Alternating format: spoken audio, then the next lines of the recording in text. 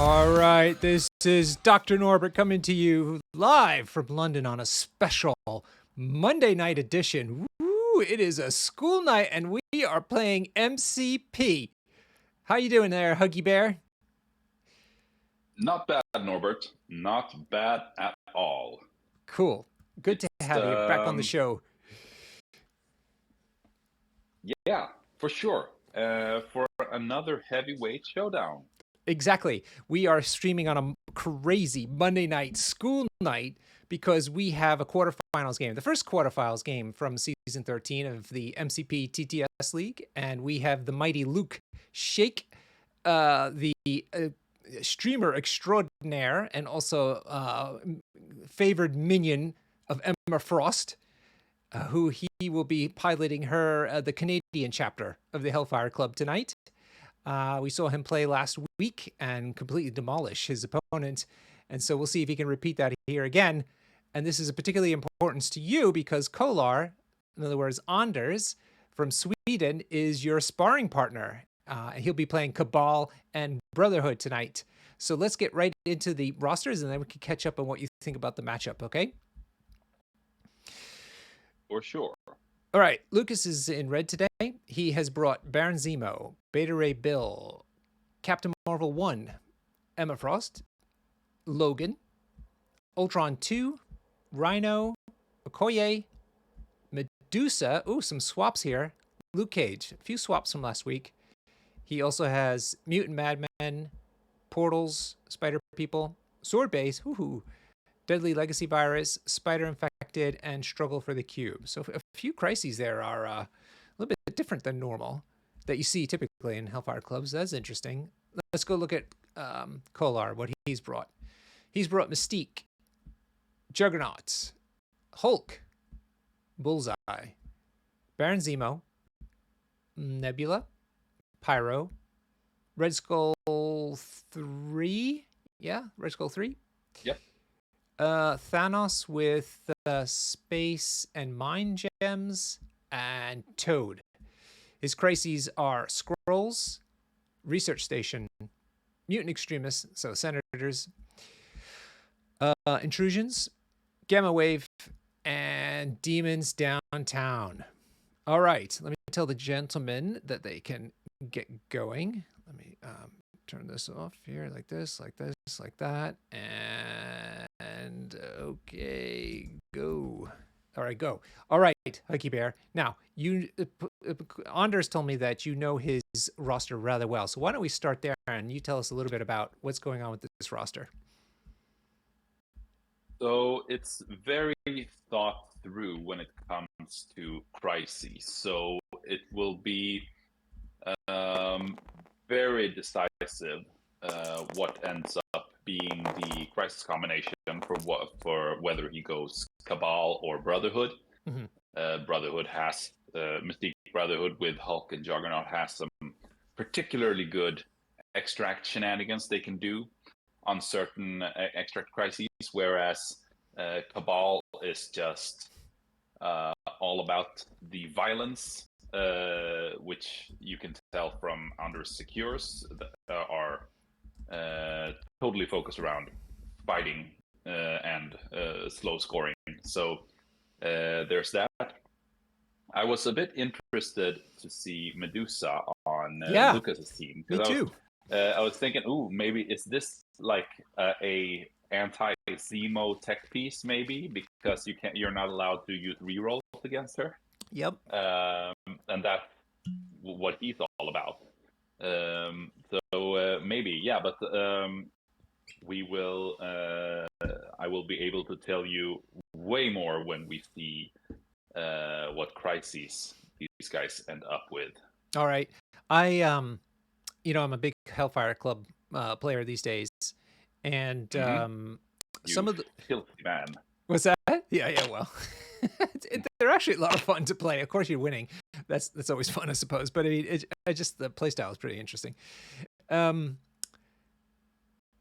Pat Dunford in the chat? He's taking a break too from his regular Monday night duties. We're going to see him tomorrow night. I'm mentioning it here now. Tomorrow night, we're going to be streaming the Dunford-Deaton game. I can't wait to see that as well. Boy, these are some great games. Yeah, that's going to be a good one. Oh, it's going to be so good. So that's tomorrow, folks. Tomorrow at, what did I say? 7:30 London time. So that'll be only, what is it? 7:30, 6:30, 5:30, 4:30, only 3:30. 3:30 in the afternoon on the East Coast of the United States. Yes, Pat Dunford, I'm streaming you tomorrow. Check your Discord. We have crises. Okay, let's do it. So first of all, let's talk about the map. The map is a Pat map. No wonder he's tuned in. He wants to see his glorious new map. This is Runway V2. Ooh, this is intriguing title. What's V2? Any idea? Looks like a pretty poorly kept runway, but somehow the lights are still working on it. Okay, let's take Most a look. Of them, at least. We'll take a look at the map in a moment. The crises are Deadly Legacy Virus. I'm not sure what everybody picked. Did people? I somehow doubt Hellfire Club bringing Demon, so I'm gonna go ahead and assume that's Anders's. So who won? Who won? So Lukas actually won. I believe yeah. Okay. So Lukas won and picked Extracts. Yeah. So he must have picked the Extract and got Deadly Legacy Virus. Yeah. I believe Anders is quite okay with this. This means that we're going to have a fighty setup, not many points on the map. Deadly Legacy Virus is, I mean, there's a bunch of text on the card that you can score 6 BP in a cleanup phase, but let's face it, it's a fighty extract. It's an attrition extract that tries to pose as a scoring extract. Do you think Lukas is going to try to assemble the legacy gear? Possibly if he brings Toad and mission objective, but I think it's quite rare. I have never seen it happen actually since the crisis change. I know that some people I have been told stories about it, but it's hard. It's hard. It's way harder than it used to be when it was assembled immediately and often meant that you instantly won the game. Now you have to wait till the cleanup phase, and so the opponent always has a chance to mess up your plans. But from this we know that it will be a 19 points, and I'm pretty certain what team Anders will be bringing. My guess would be Red Skull 3, Simo 1, Thanos, Nebula, Bullseye. Ooh, and on Lukas Cheek's side, well, looks like we have an answer, so I don't have to guess anymore. But, okay. But let's see if I was impressed with what you're saying. Let's see how close you were on Kollar's side here. So he took Red Skull 3, Bullseye, Nebula, Zemo, and Space Mind Thanos. Is that what you guessed? That is exactly what I guessed. Well, nicely done, Huggy Bear. Well, guessing is a relative term, but yeah. What did you use the anal stimulator that you guys worked out? This is the this is the 19-point setup. Oh, okay. I like the idea of you buzzing him with your anal stimulator remote control. I think that's the way these games are won these days. Taking a lesson from the chess world. He's taken Brace for Impact, Cosmic Obliteration. Ooh, spicy. I like this one. You can spend any amount of power. What's his name? Red Skull 3. Then choose one non-dazed enemy within 3 of him for each power spent to play the card, and each chosen character gains either Hex, Root, or Incinerate. Nice. Dark Rain, nasty. Recal. Oh, there's a lot of murder in this list. And I'm Baron after all. Love this card. Love this card. Woof. All right. So that's a lot of Cabal is full murder. Anders is going full murder mode. Okay, now that's going to be hard against Hellfire Club because they like to they have a lot of stamina. But let's see what they do. But I think it's a mistake to try to play Hellfire Club's game better than Hellfire Club. Yeah. You have to kill them. Lukas took Okoye, Ultron 2, good picks. Emma Frost, Captain Marvel 1, ooh, and Beta Ray Bill. This gives him 2 Incinerate immune pieces on the board. Aha, right. Which is useful. All right. Then he's taken Eyes on the Prize for Bill, Sacrifice, Age of Ultron, of course, Hellfire Club, of course, Embrace. So pretty straightforward Hellfire Club list. Will be interesting to see how Anders decides to adapt the strategy against Ultron. Maybe he's just going to try and control him with Thanos the entire game. Or maybe he will try to burn through that Age of Ultron. All right, so what we have is Demons Downtown. So the 3 flaming portals are right down the middle, like you see here. The legacy cures go in the opposite direction. So there's going to be one at the top of the screen behind those barrels, one right in the middle on top of the other secure, and then one here on the left. Lukas has decided to put Beta Ray Bill just to the left of center, Ultron drones next to him, and then Ultron 2 flanking hard left. Okoye is just to the right of center, then Captain Marvel and Emma Frost hard right. Meanwhile, Thanos is dead center on Kollar's side, Nebula on the left, Reskull 3 on the left, Zima on the right, and Bulls on the right, but not flanking terribly hard in either case. And we're off already.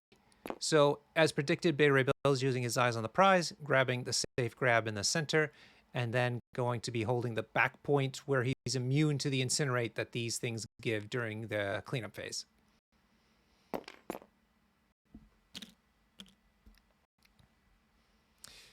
Right, so it will be interesting to see which side Anders goes for. Well, looks like Bullseye. He is, under certain circumstances, a pretty decent midline grabber, given the fact that he has Parting Shot and can retreat, unless he gets one shot by Ultron, which of course could happen, but is not that statistically likely. All right, so that's exactly what happened. Let's see how Lukas responds. Are you drinking rum tonight? Oh, I'm drinking Calvados. Ooh, Calvados. Oh. Grinch, yeah. Distillery Pro. Oh, look at you. I didn't know you were such a big Calvados fan. Well, big Calvados. I enjoy the occasional glass of Calvados. It's like whiskey for beginners. All right, Lukas elected to move Okoye onto the back point as well, and she's sitting on top of the dumpster, giving her a bit of cover. Yep. I'm a bit surprised to see Okoye is standing within one of the flaming portal, because what you usually want to use her for is to, well, I guess it's because of Hellfire Club, so that she doesn't lose power and health because she's too far away. But what you often want to do with her on demons is to not have her within one of a portal, so that she can be using her bodyguard to protect a character that is incinerated on a portal. Right. Yeah, interesting. Maybe he just wanted to set her up for next turn. Yep. Okay.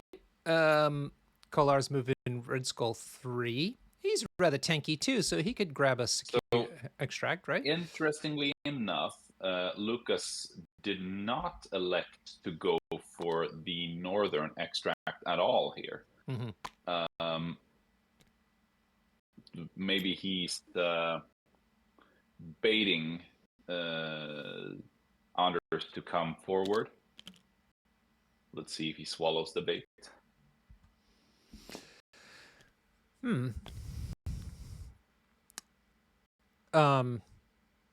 Although eventually Kollar does want to go forward, right? Because I mean, he's here to murder people. Oh yeah, for sure.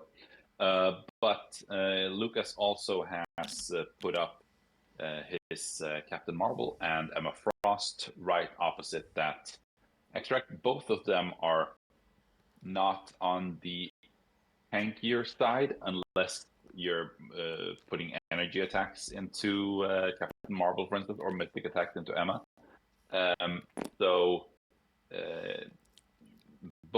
neither of them are particularly interested in moving to the midline round 1, I believe. So I think Anders wants to wait it out here, see if Lukas sends either of his models forward, and then try to do damage to them.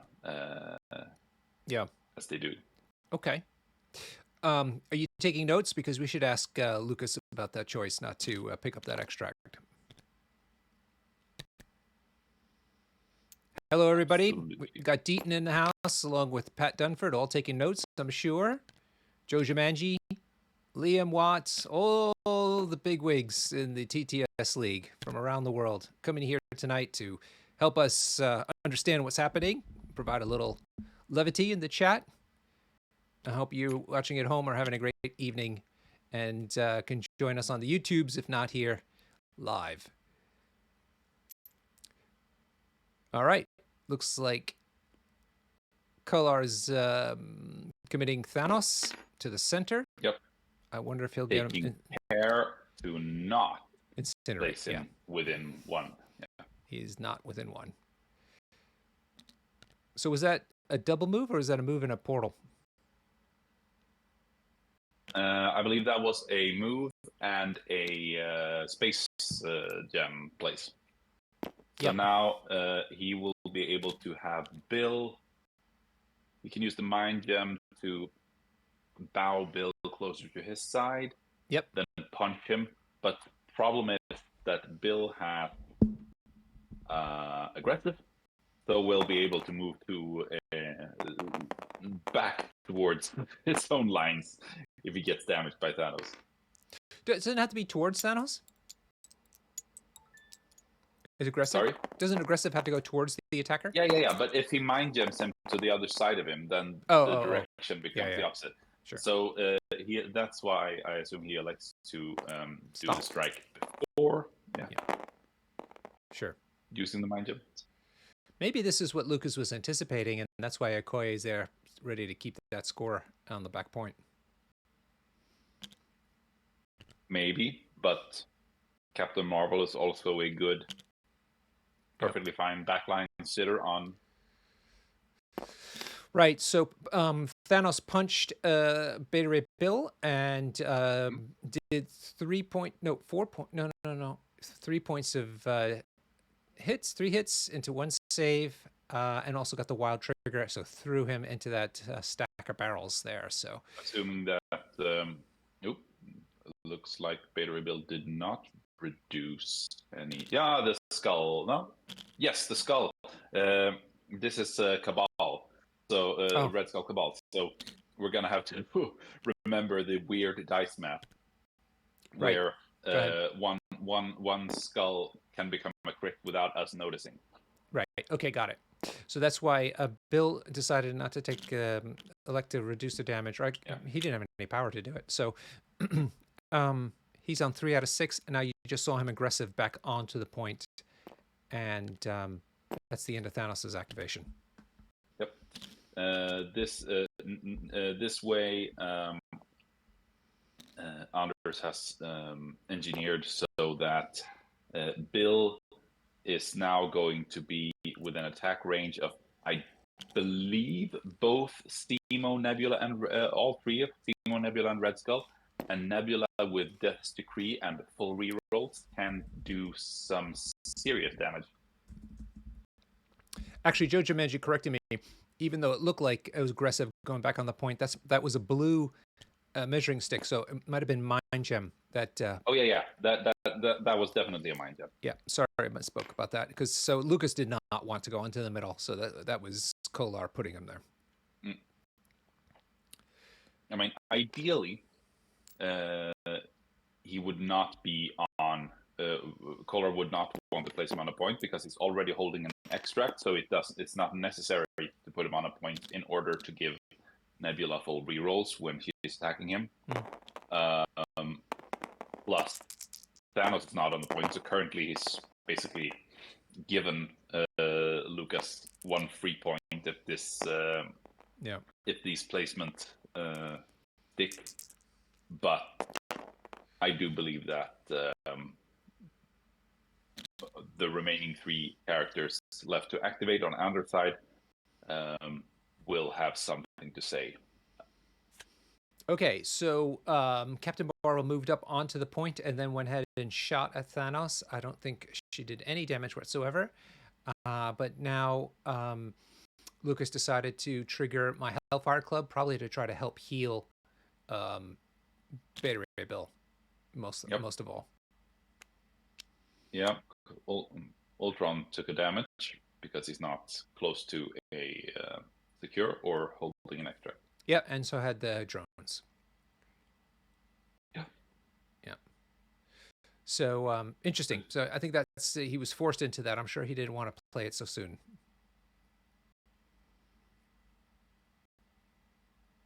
Possibly. What's that? Oh, possibly. Okay, gotcha.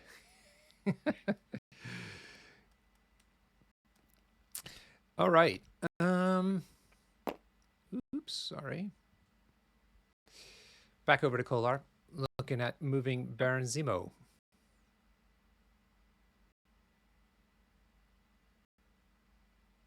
It's going to be a fight in the middle, hey? There is the option to play I Am a Baron after all here, to have the charge immediately and have an extra attack. Mm-hmm. But, or he could use I'm a Baron after all to be able to afford the Master Swordsman strike this early in the game. Well, it looks like he just decided. Yep. There it goes. I'm a Baron. Nice. Look at you. Yep.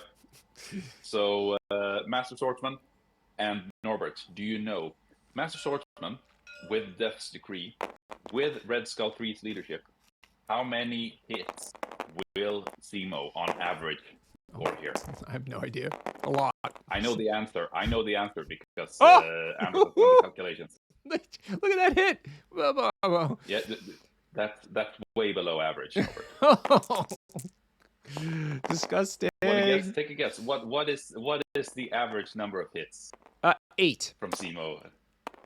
It's 7. Oh. Wow. So 1, 2, 3, 4, 5. So he's still warming up. But that's got to be a surprise to Lukas to have that happen with the I Am a Baron card played so early in a game. Might be. Yeah, that was. I'm guessing Zemo was a bit sad not to roll a skull there to be able to explode it into a crit with Red Skull leadership. Yep. But you can't have it all, as they say. Yeah. Bill is in a tough spot. Yeah, he's only got 1 hit point left. He was saved by his damage reduction ability. But Lukas has got to be sweating here.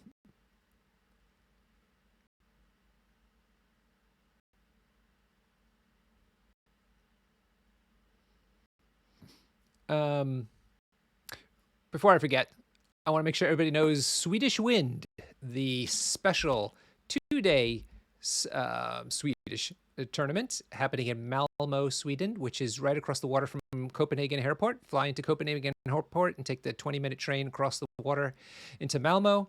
It's happening June 7th and 8th.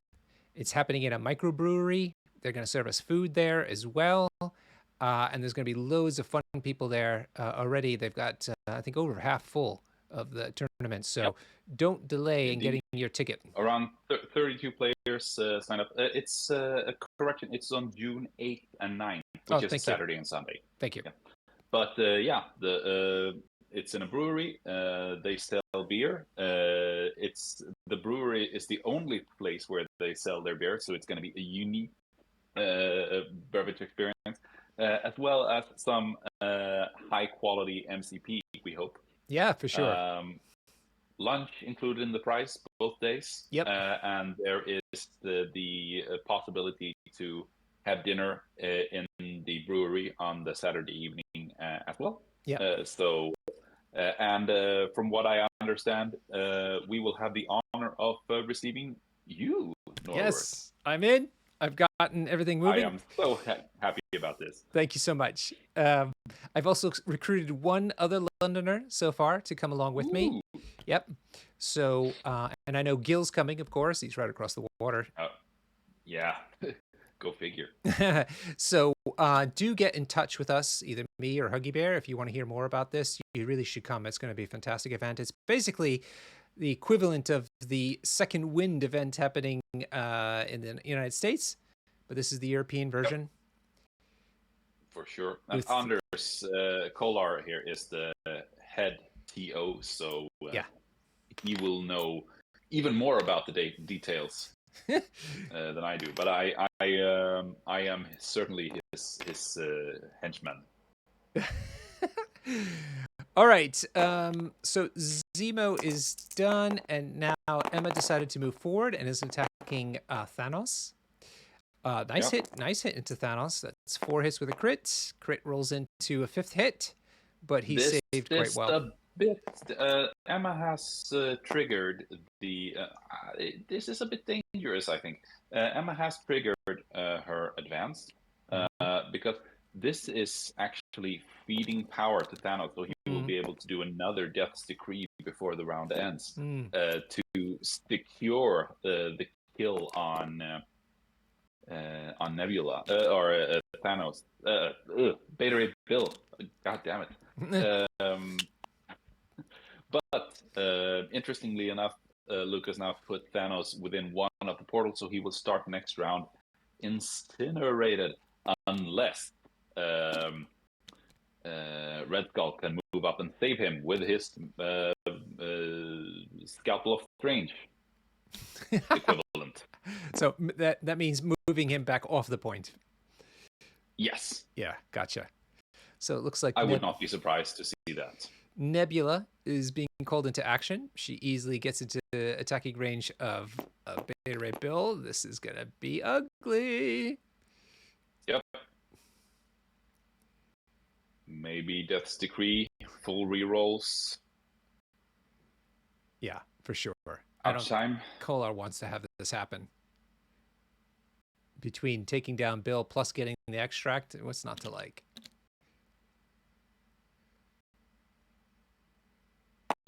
All right, here we go with the rolls.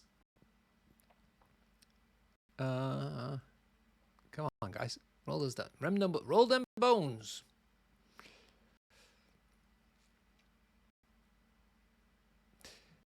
We have a sold-out tournament in London this Saturday, playing a straightforward challenger event. Looking forward to having everybody down. It's been a little while for me, so I'm looking forward to playing a little bit. I'm playing, trying out some Guardians.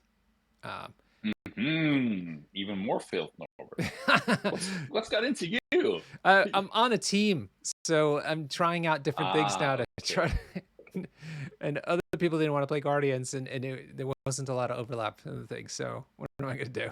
I'm not looking at that. Although I'm looking at Jonah. Jonah did really well with a Steve 3 roster this past weekend. Fantastic. Yeah, he came in 2nd place up in Stockport, spring into Marvel. So congrats to Jonah, and I might steal that roster and see how that feels for a little while. Thanos spent the power for Death's Decree here. Of course he did. Let's see. They're taking their time rolling these dice. I want to see. This is such an interesting roll. Here it goes, finally. Now, remember, Nebula gets to re-roll. Oh, my God. Bye-bye, Bill. Oh, he saved really well. Oh, my God. Not that well. She's rolled 9 hits. It just 4 saves with damage reduction 5. This is epic. It was pretty epic. He tried his hardest, though. Got to give him credit. Oof. Right, and so Kollar is electing to have the legacy virus get pitched over to the right, so the top of the screen, probably so that Red Skull 3 can go ahead and grab it. Yep, somewhat telegraphing the placement of Red Skull. I think that's okay. All right, that leaves Ultron 2 and his drones next for Lukas. Lukas, of course, hailing from Canada. I took a look on the map. He's apparently not terribly far from where Michigan touches Canada. So not that isolated as I thought. The real isolated team is my homies in Edmonton, Canada. Legendary guys out there. They are literally in the middle of nowhere. I looked up where Edmonton is. And it's like in the middle of like the Wild West of Canada. And they're like, now I know why they always are surprised that I post in their little Facebook group. But they're my homies, the Edmonton crew, looking, I'm sure, cheering on Lukas, even though he comes from the east of their vast Arctic country.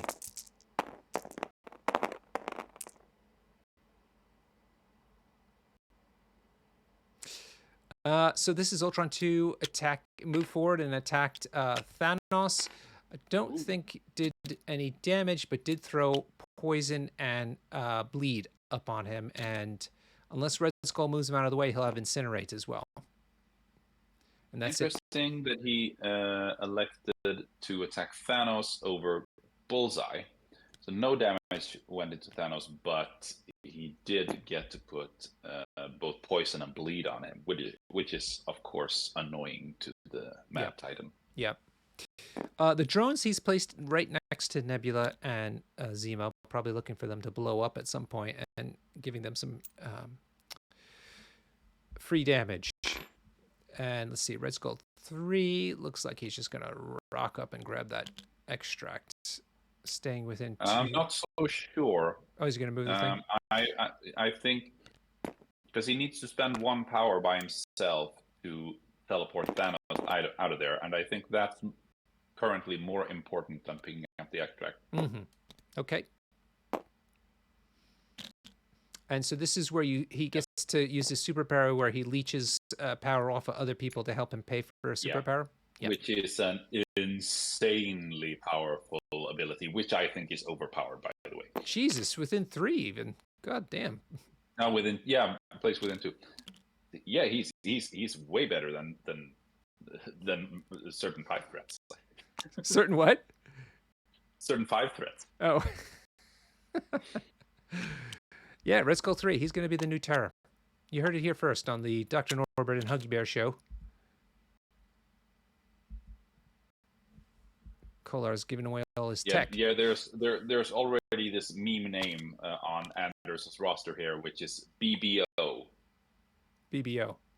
Beat back. Better Black Order. Better. That's great times. Is he going to play at the Swedish win, or is he strictly TOing? He's strictly TOing. It's going to be. We expect there to be too many players to manage as they playing TO. We'll see if I will be playing or if I am required to judge, but it will be an awesome time either way. Okay. Maybe he'll buy bash. Yeah. Are you going to just commute back and forth? Yeah, it's real. I mean, from the venue to my home, including public transport, it's around 30 minutes. Yeah. So okay. Makes sense. All right, so that's 1-1 at the end of round 1. And that is due to Bullseye having an extract on Kollar's side, and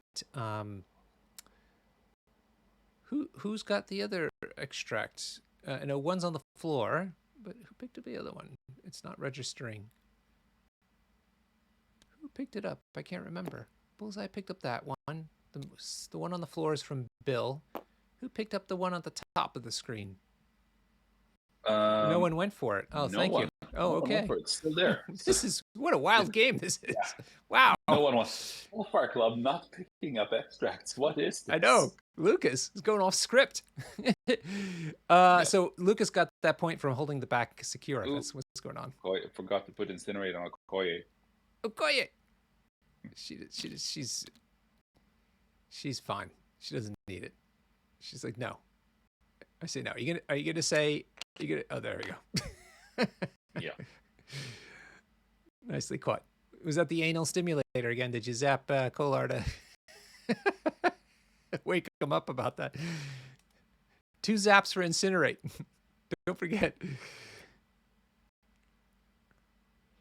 All right. So who has priority now? That should be Lukas again, no? Yep. Yeah, Red Skull 3 went last. Nothing's so changed. Lukas. Up to Lukas to take charge of the situation. Yep. Not the greatest But set of crises. I think Anders is feeling pretty okay here. Yeah.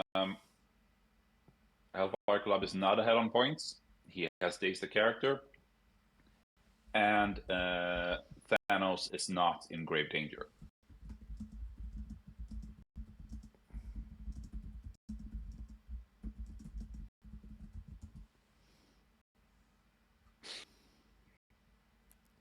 Yeah. So Lukas is playing really oddly for what I see typically at Hellfire Club, and certainly different. But I think the crises are against him this time, so he's had to adjust his playstyle. For sure, Demons is not one of the favored. What just happened? Why did what did Zima looks like Timo was thrown. Oh, was it? No, maybe was it Ultron 2 doing his bow? Oh yeah, this is Beta Ray Bill, I think, throwing Timo into the Ultron drones. Yep, that's what it was. Hoping to kill them, but apparently they dodged they too well. Dodged too well, Lukas. They were supposed to die. The grunts are like, nah. I'm gonna stay alive. Yeah. So he threw him into the grunts. He's taken a point of damage from that, I'm sure. Yep. So he's on 3 out of 5, and now I think Battery Bill has punched him as well with not a great punch, to be honest. And electing to move to the back point for his second action. Retreat. Tactical retreat. Yep. So Simo is in a pretty bad shape here. He doesn't mind going over to his injured side, given that only makes Death's Decree a lot better, but it has somewhat put a clock on his activation, so I would not be surprised to see him going right now. Mm-hmm.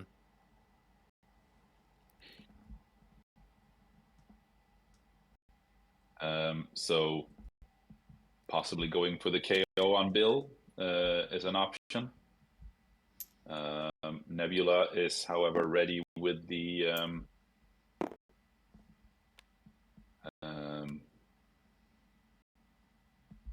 Spender. Not Nebula. Okoye is ready with the bodyguard to disrupt the double tap into the potential double tap into Beta Rebel. Sure. So Lukas now used the Hellfire leadership to do the last damage to the drones so that they exploded, and did 1 damage to Simo and Nebula, and thus gained 2 power for Ultron in the process. Oh yes, exactly. Nice one. So Simo sitting on 1 hit point left, and now it's over to Kollar, I think. Yeah. So maybe he's looking to try and protect Red Skull. If Simo goes down, it's not too bad, given the fact that that would give priority to Kollar. And having Simo go with 4 dice Death Decrease as his first activation with priority in round 3 could prove painful to Lucas's models. Mm.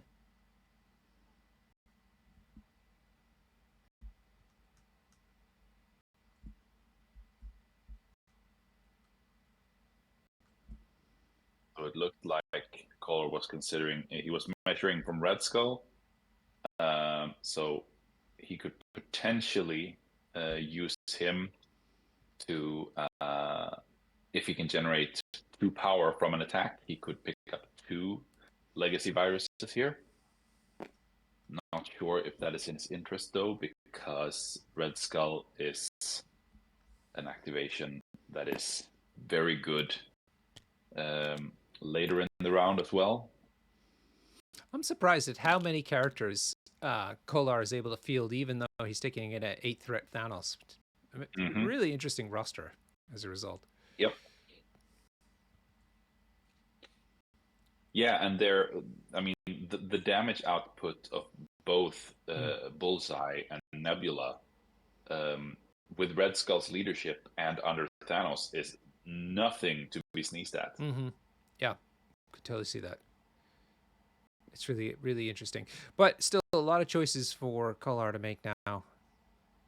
Yep. Who to activate. Yeah. There's no particular model that is extremely beneficial for him to go for here.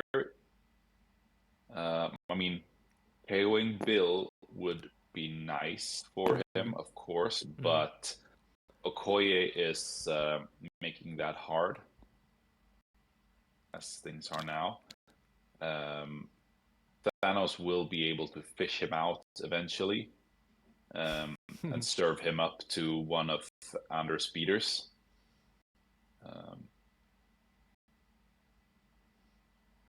Kollar taking his time trying to. Yeah, this is a situation where there are a lot of interesting options, but most of them are better saved for later. Yeah, so it becomes this. Yep. So he's tapped. He did the tab key on Okoye for some reason. Who could reach Okoye? Maybe this is Red Skull doing an attack into Beta Ray Bill, and then Okoye bodyguarded it. Maybe yeah, that's what it is. She's taken 2 hit points as a result. Not bad at all. Yeah. She's happy with that. And this gives Red Skull the power he needs to pick up both legacy viruses, should he desire to do so.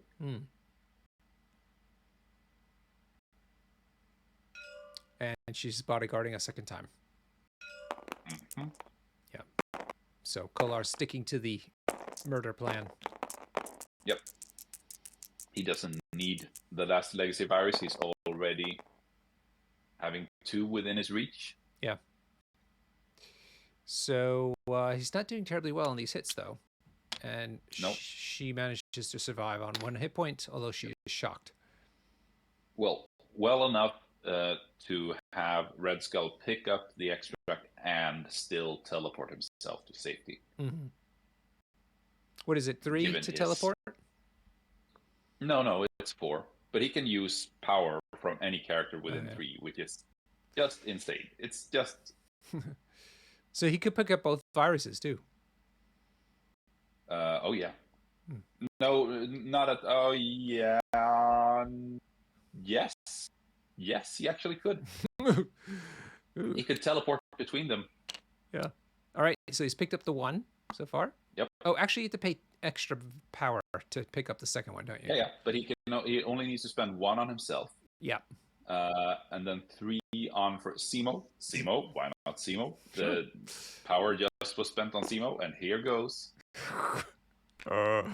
Ugly. Jim Gradwell from York, England, came down to London just after the new box came out, and he was playing Red Skull 3. He was already trying to figure out how to break the system. Jim's a good player. So I'm going to call him one of the pioneers. I think Red Skull 3 is easily the best character in the new core set. By far. Not Ultron 2? No, not even close. Wow. All right.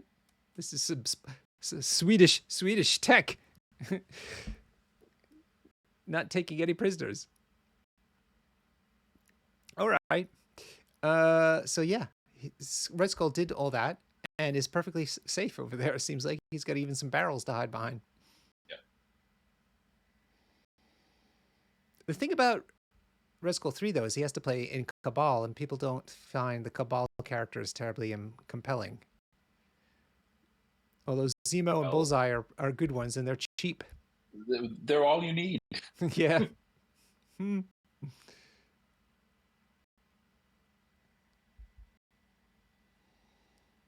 Yeah, that's an interesting point. That's 3 characters out of your, making your 50%. All right, over to Lukas. You can have Ultron 2 in there for the heck of it.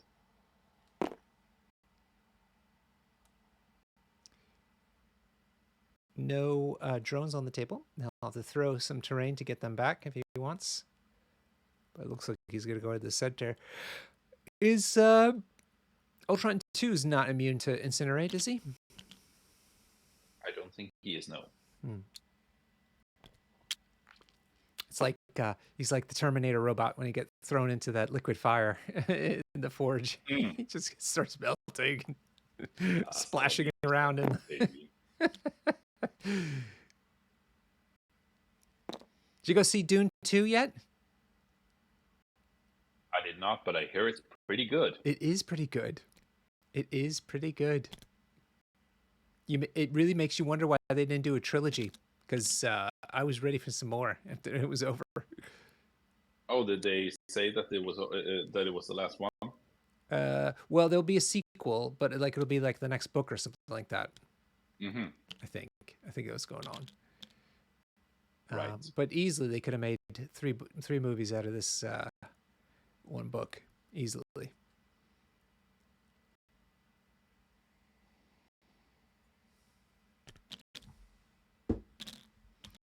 All right. Lukas is trying to figure out what he wants to do. He's got to worry about Bullseye here on the bottom of the screen. He's got Thanos still to go. Oof. Lukas is working really hard on this one, I'm sure. Has this been Anders' go-to roster in the league so far? I think he started out with. I think he played more Brotherhood in the league games, but during the cuts, I think this has been his go-to. Yes. The irony is that the two of these guys were actually commentating on a stream yesterday together. Yeah. Indeed, they were. Anders I have also been unfaithful to you, Norbert, because I was brought on to Lukas' stream at one point in time. I mean, it's like very promiscuous, Lukas. He's like the streamer slut. Yes. No. What's the name of the head of the prostitute house? What is that woman called? The one who's like in charge of all the other women. I know the word in Swedish, but not in English. All right, give it to us in Swedish, madam. In Swedish, it's bordellmamma, which translates directly to brothel mom. Brothel mom. Yeah, Lukas is like the brothel mom of MCP streams. The head mistress of MCP streaming. Yes. Lukas is he's a hussy. He's the hussy of streamers. So I can understand why you needed to work with him, make a few extra kroners. It's an easy way. Yeah, times are tough. Not a pimp, Liam. Pimps are like the guys who like protect the brothel house. There's the madam, I guess. I guess that's the word. I think there's another word though. I'm thinking of in English that could be used for the head of the house. Anyhow.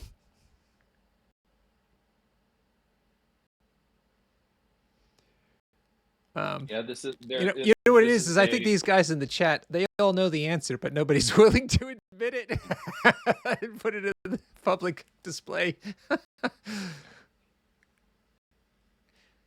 Lukas has found himself in a somewhat catch-22-like situation here. Okay. Where, I mean, for purposes of scoring, he needs to go after Red Skull. And he has two characters that are able to do that. It's Emma and it's Captain Marvel. However, if they do that, then they are not contributing to the very important fight down the middle. Yeah. So damned if you do, damned if you don't, basically. Yeah. I mean, this is the thing about these center secures. There could be some shenanigans early in the first round, maybe the second round of the game with the extracts, but after that, it devolves into just a big scrum in the middle. It's just inevitable.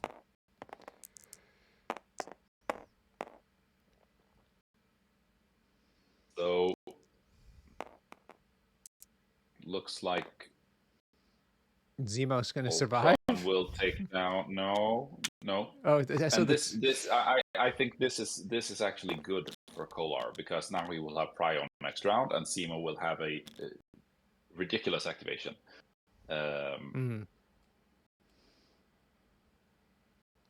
With 4 dice Death's Decree, Master Swordsman,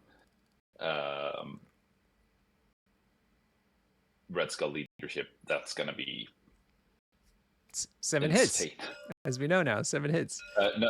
No, that's counting a 2 dice Death's Decree. No. Okay. I don't.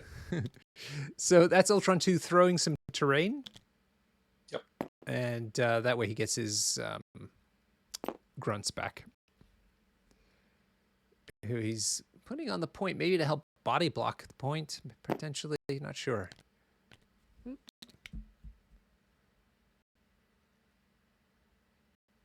Let's see.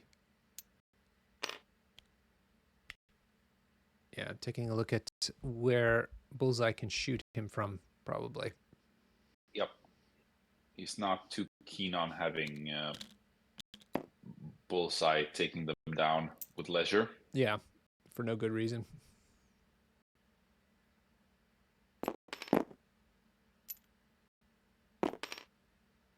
All right. Yeah, puts them right on the center line. And that's it for Ultron 2. So back over to Kollar. Kollar still has the bulk of his team till to go. Bullseye, Nebula, and Thanos. Looks like Nebula's going to get into the action. No.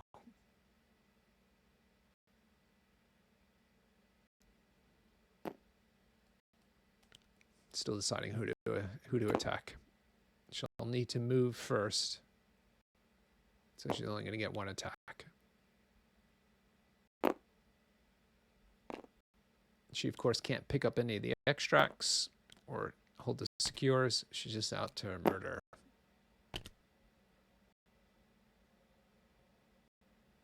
So, did your books win the Swedish book contest?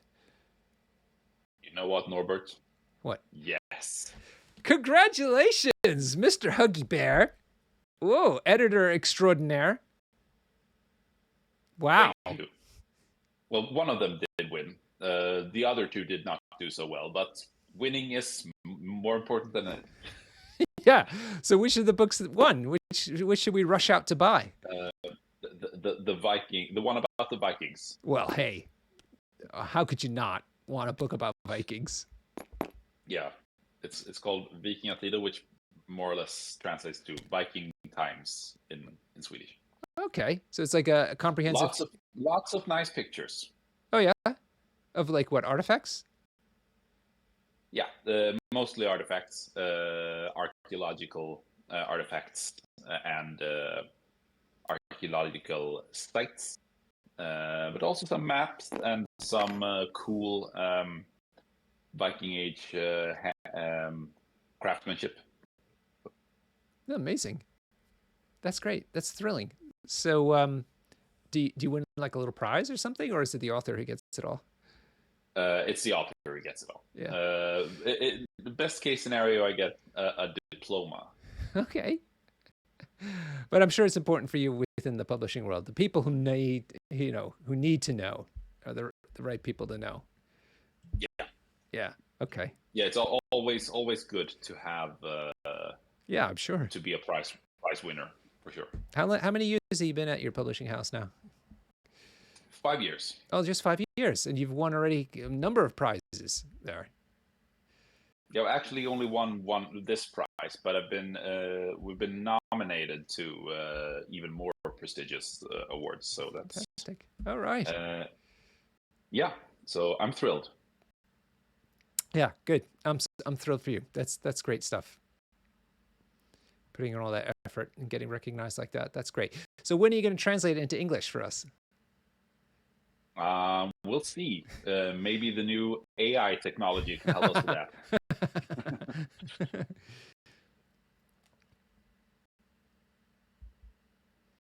Oh, people in the chat. Put F in the chat if you're congratulating Huggy Bear on his big professional win. Give him an F. F to pay respects. Oh, you guys. Yeah, look at that. Oh, got a couple Fs there. Nicely done, gentlemen. All right, so finally, it looks like Nebula has decided to move, and she is in Death's Decree range of Thanos, and she is attacking. I'm not sure. I missed it. Either Captain Marvel or no, well, whoever it was, Okoye bodyguarded it and dazed. Yep. That's what you get.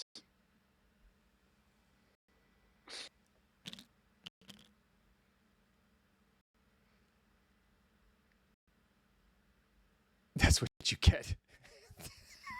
She's just doing her job, man. Right, so that's in for Nebula. It's just annoying, but eventually you just have to just take down Okoye so you can start getting to the real business. There's just no way around it. Unless you can move her, I suppose. Thanos could have moved her out of the way, but it's not worth it. Hey, look who went in binary form. Right on.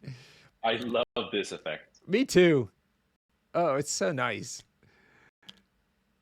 I wish we had more of them in the game, but it's hard to program that sort of stuff. Anyhow, Captain Marvel is going to go ahead and try to take down Nebula from her vantage point. Which is going to make Nebula even more dangerous. Yeah, looks like she's going down.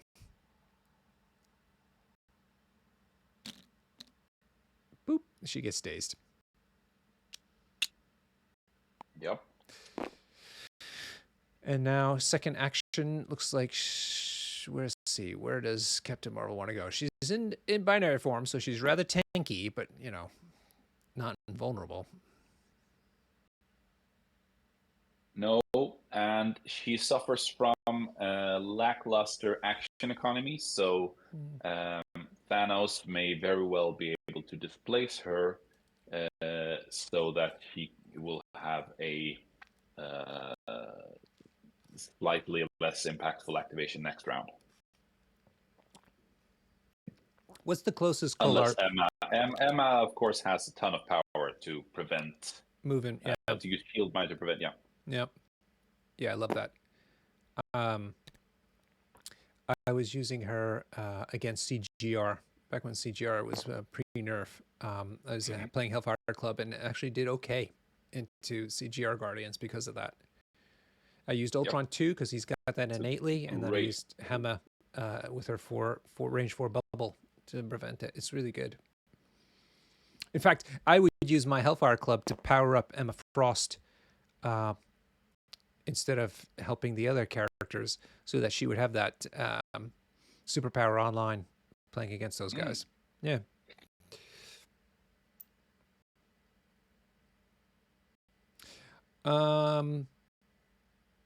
What's the closest Kollar's been to? What's the best he's done in a league? Kollar? Ooh, I'm not sure. I know he has been to the cuts once before, I think. But I think this is the farthest he's ever gone. Nice. All right. He's on fire. So looks like Captain Marvel just decided to move forward a little bit, but not. So she's not contesting any longer, but not the full length of her movement possibility. And he's now passed the turnover to Kollar. Kollar's decided to have Bullseye get into this fray, just double moving onto the back point. So getting him 2 points between the extract and the secure. Yep. Now we're at, I can get a little closer now. There's a barrel. There we go. Okay. Looks like Emma Frost's taking a look. I mean, taking down Thanos, my experience is that if it is a good strategy, but you need to be, entire team basically has to focus on that job to make it happen. That front loader is size 2, right? 3. Well, 3. Oh my god. No, it's size 2 in the That's normal game. Yeah, it's forklift. Okay, size 2. So just right, so no cover for Thanos. No cover. No. Just regular reduction.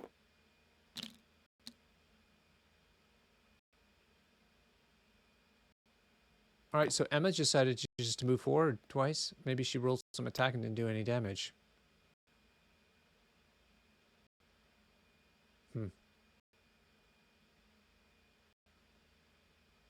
Question is if Anders even needs to commit Thanos here. I think he needs to generate. Not really.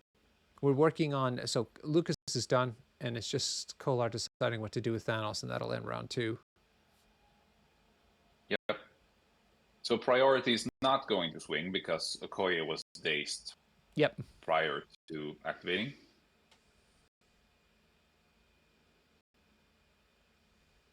Which is, of course, bad news for possibly both Zemo and Nebula. Yeah. Because Ultron has 4 attacks to handle. I would not consider it a bad plan for Thanos to try and just try and do away with the grunts to prevent Ultron from having a big activation next round. Mm-hmm. Yeah. Yeah, it seems simple, but for Thanos, but you got to keep your eye on what the wind condition is. Yep.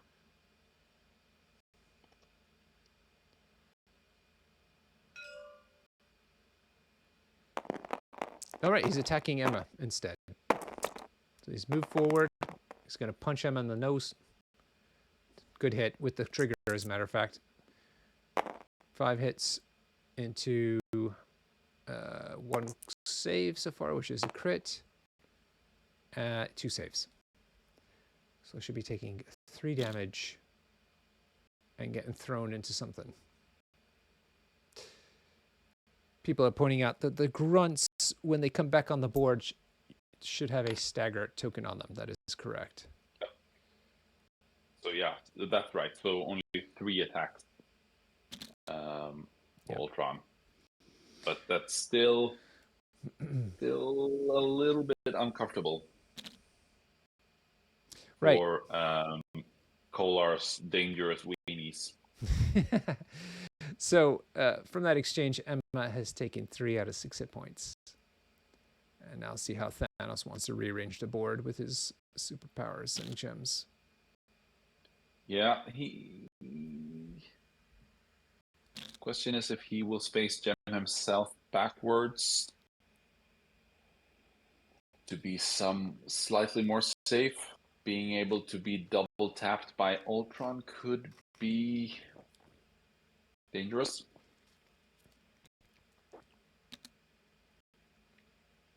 And Emma has the possibility to just stop any of those rearrangements from taking place. As I do believe the shield mine works against both places and advances. Yeah, it's a really good ability. The only thing it doesn't help is throws. It's one of the few that actually works on places. That's why it's really good. Yeah.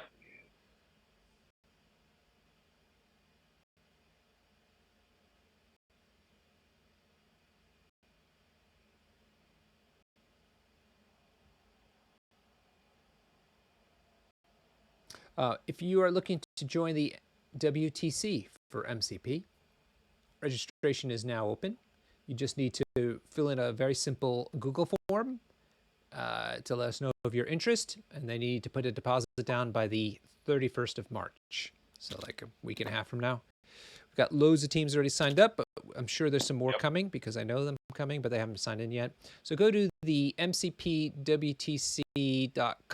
website or go to the MCPWTC Facebook page where you find all the links that you need to the rules and to the registration form and so forth. Go represent your country. Yes. If you're looking to be a mercenary where you can join somebody's team who doesn't quite have 5 players, just post in the Facebook group and we will find a team for you because loads of teams are looking for 1 or 2 people to help kind of fill out their ranks. Irish are bringing 3 teams along. England's bringing 5. Scotland's bringing 2. Well, I don't know if it's mercenaries really the right term for MCP. Shouldn't they be splashes? Yeah, splash. That's hilarious. You can be a splash on the Swedish team. Yeah.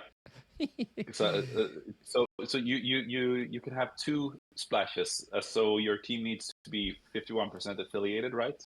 Oh, I like rogue agents. That's a good point, Huggy Bear. 51% affiliated on your WTC team. That's so true.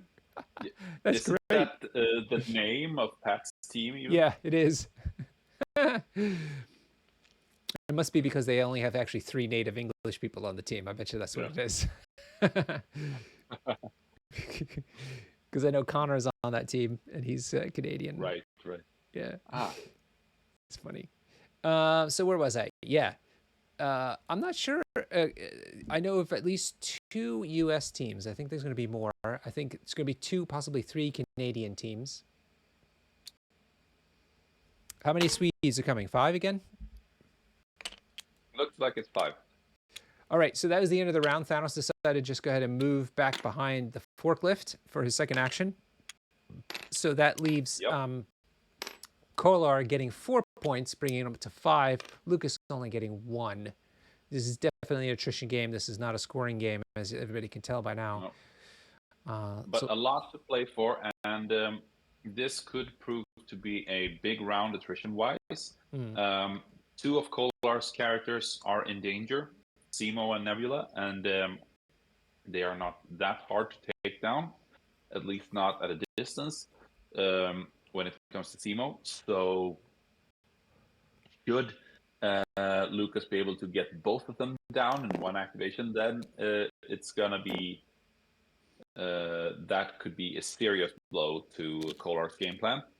However, if either of them survives, they can take a big chunk out of any one of Lukas's remaining characters.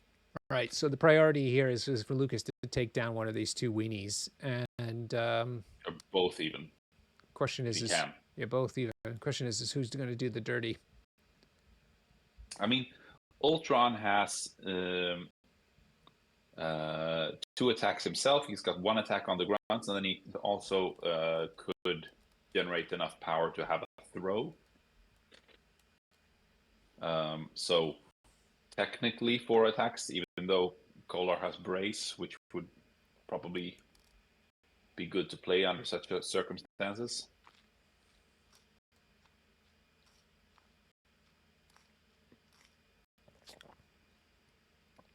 A lot of hand waving there. They're like poking each other. All right. Looks like Emma's going to do it? Really? She has the range, but I thought Ultron too can do it.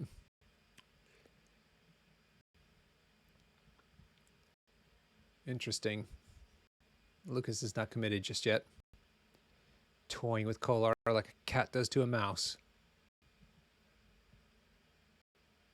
Cupping him this way, cupping him that way, tossing him up in the air. Anders is like head spinning.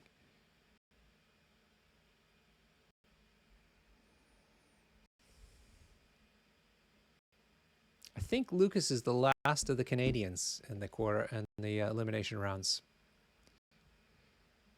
So all rests on his shoulders now. He's been Did you hear this? I think he's been second 3 times so far in the TTS leagues.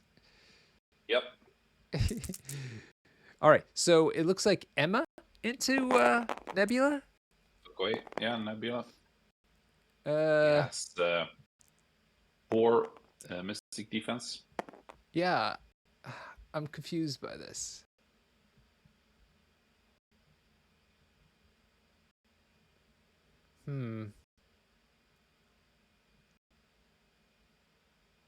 Yeah, well, that attack did have 2 hits.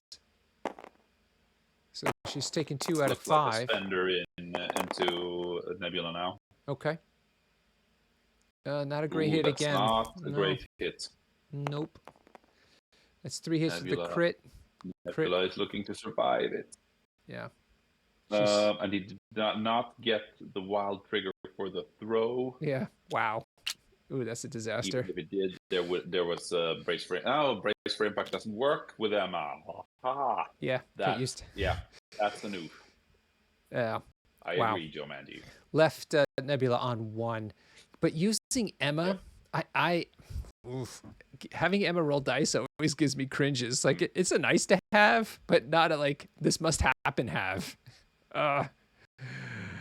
Yike. Okay, so I think Nebula's gonna activate now. God, this is why we have you on the show, Huggy Bear. Your strategic acumen is just unreal. You see things that other people can't anticipate.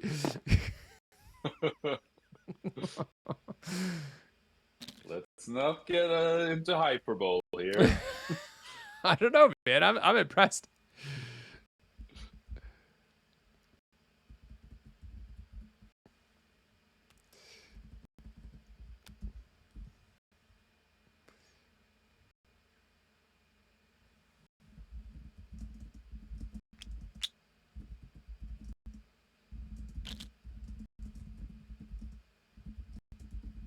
The question is now, maybe Okoye, maybe Nebula does a spender into Bill, or she's just checking to see which characters are not within 2 of Okoye here. Yeah, exactly. Given the fact that Kollar has all the activations he needs and still don't have priority, taking away Lukas' activations is likely the better option here.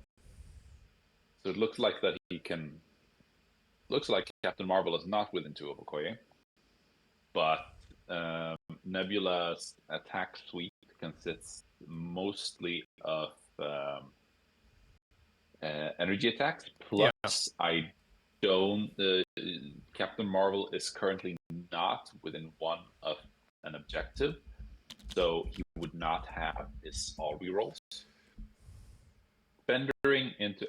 I mean, you could speak spender into. Lukas is doing something. Not sure what. Not sure what. Okay. Was this a Nebula spender into Ultron or? Yeah, I'm not sure. She's rolled extremely well though. I haven't. Yeah, it was Okoye. Yep. That's a dead Okoye from a spender, a regular spender from Nebula. Yep. I assume that he did use the leadership there, because otherwise he would have just removed 3 power. Now he removed 4. Mm-hmm. Okay. So she can do it again. Yep. And the Death's Decree is still on. So she could very well one-shot Bill. Oh, God. Boy, this changes a lot. Lukas was looking right in good shape. It would be a 10 dice attack with all rerolls if Mike can. Take a note about why he try to get Emma to... sacrifice. Yes, so sacrifice into Captain Marvel. Make a note about why he asked Emma to try to take down Nebula. Oh, God, another fantastic hit. Nebula is on fire tonight. Call the fire brigade.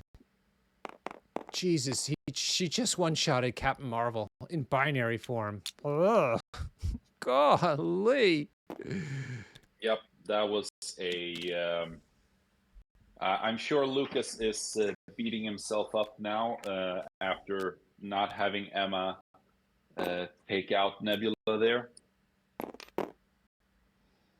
Yeah, I mean, Nobile Bang, thank you. Nebula only has 2 Mystic Defense. That's fair. Yeah, for sure. He had a abysmal roll with his spender on Emma, so he was absolutely quite likely to get her down, but he survived on 1, and now we see the results. Yeah.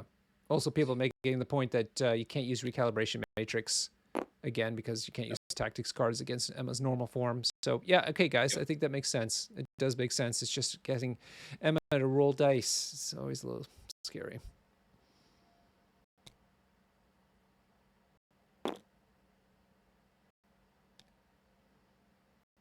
Pat pointing out that actually Lukas forgot to roll the extra dice for her binary form, but he said even if they rolled into wild, she'd still be dead. Yep. All right. So I think this is Beta Ray Bill going into Zemo, probably with his one of his spenders.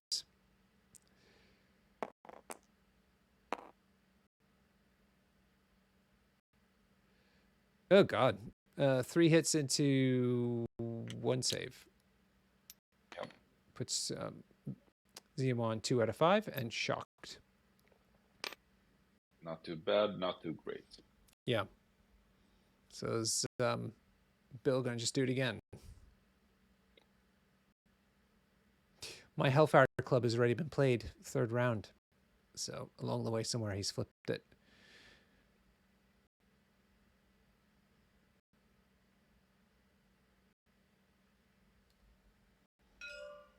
Yeah, he's going to go ahead and hit him again.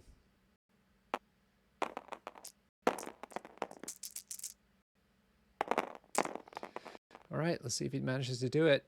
3 hits into 1 save so far. Gets the reroll. Zemo gets the reroll into another save. So he leaves him. Oh, leaves him on 2. Leaves him on 2. Yikes. Yep. So another oof, as Joe Manji points out in the chat. Does not have the power to do a death decree though, which sort of bluntens the blow of Zemo's activation here, but it's gonna be looks pretty dangerous to save that activation for later. I think Zemo needs to go here in order not to get KO'd by Ultron. Sure, and why not? I mean, he's full of power now. He's got not holding an extract. He's just there to murder things. So go for it. Yeah, and now it's probably a time to attack Bill. It could even be this could even be a time when Kollar decides to play Dark Rain on Bill. Yeah. Just to increase the reliability of taking him down. Make it happen. Yeah. Sure. So rerolls are extremely powerful with Red Skull's leadership because the bane of rerolls is having skulls, but Red Skull just turns those into crits. So all good. He's a party animal. You get some free hits. You get free hits. What's Kollar gonna do here? I suppose there's a possibility that he could also activate Thanos to try and generate some power and teleport Zemo back to relative safety. Mm-hmm.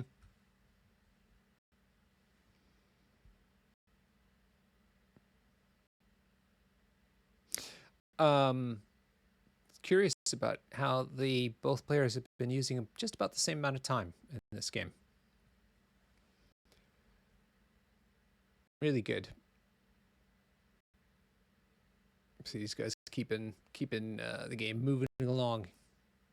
Yep.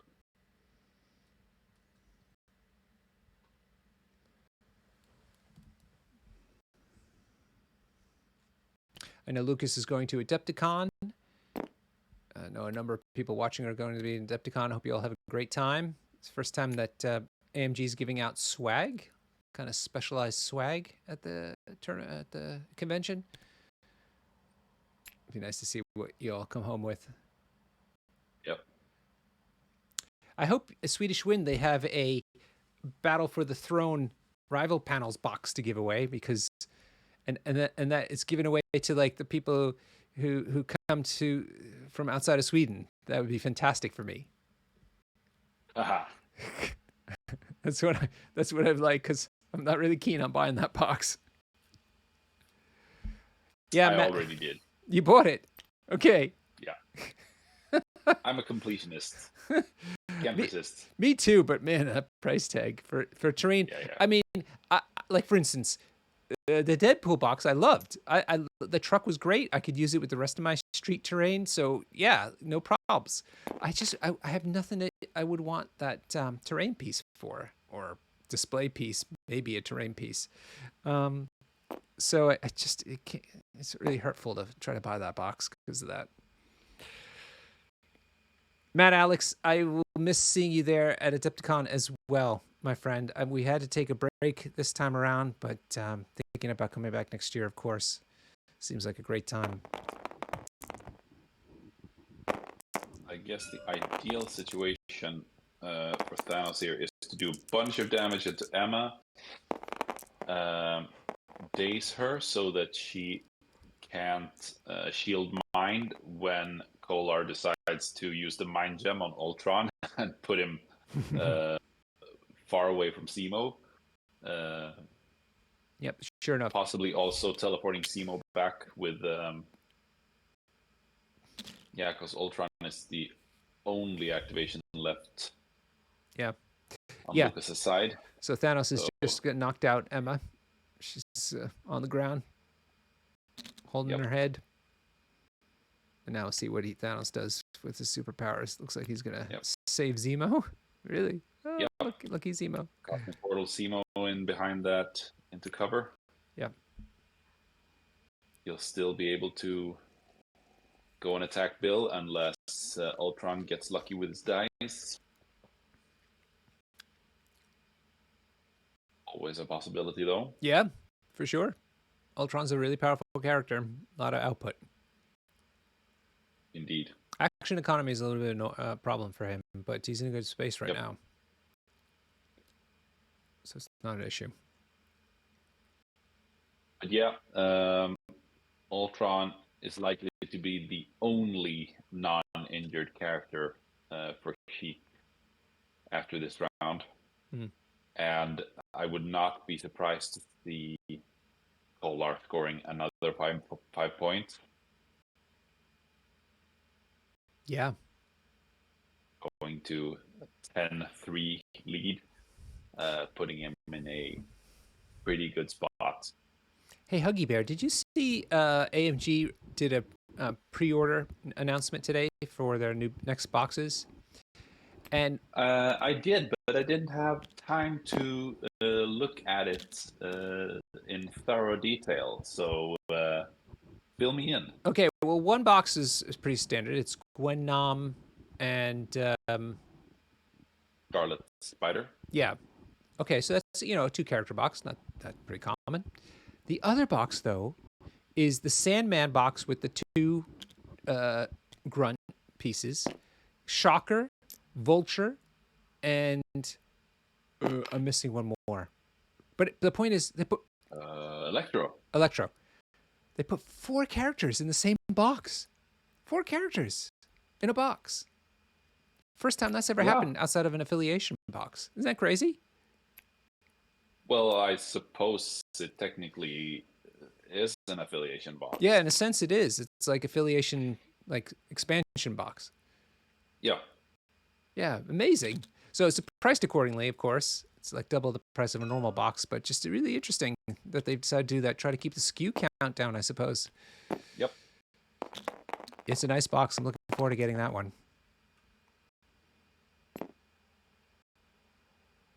In fact, what about the second affiliation box. Yeah, the second affiliation box. Okay, so it looks like Zemo got transported, just like you said, to the protection behind that forklift. And now Ultron is... no, it looks like Ultron's getting moved by the Mind Gem. And because Emma's dazed, she's not going to help stop him. Yep. So that's Ultron's getting slowed on top of it all. Ugly. Yep, with Thanos' suspender.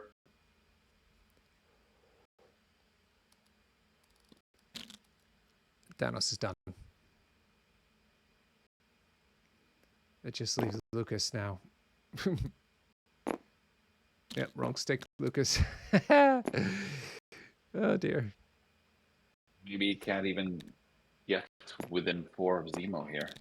Oh, thank you, Noble Blank. Thanos moved with the Mind Gem the grunts, and it was through the spender that Thanos got moved. Thank you. Ultron. Ultron. Yeah. Okay. So it looks like the grunts are attacking Thanos, I think. Did nothing. And now Thanos using one action with his slow speed to get back into the action.